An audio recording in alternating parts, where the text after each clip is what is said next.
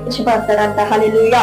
మరి బీదలకి మేలు చేస్తే ధన్యులుగా తీర్చిపడతాం. మరి సామెతలు 14:31 చూసినట్టయితే దరిద్రుడు బాధించువాడు, వాడు సృష్టికర్తను నిందించువాడు. హల్లెలూయా. బీదను కనికరించువాడు, ఆయన్ను గణపరచువాడు.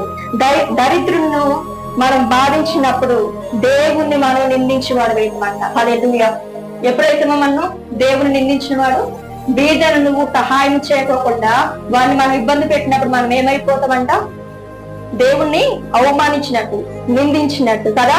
బీదన్ని కరికరించేవాడు ఆయన గణపరిచినట్ట. హల్లెలూయా. మనం బీదల్ని చేరదీసి వారికి మన సహాయము చేస్తే దేవుడు ఏం పొందుకుంటాడు అంటే ఆయన ఘనత పొందుకుంటాడు, దేవుడు మనకి కూడా ఘనతను తీసుకొని వస్తాడండి. హల్లెలూయా. మరి సామెతలు 17:5 చూసినట్టయితే బీదల్ని ఎక్కిరించేవాడు, వారి సృష్టికర్తను నిందించేవాడు.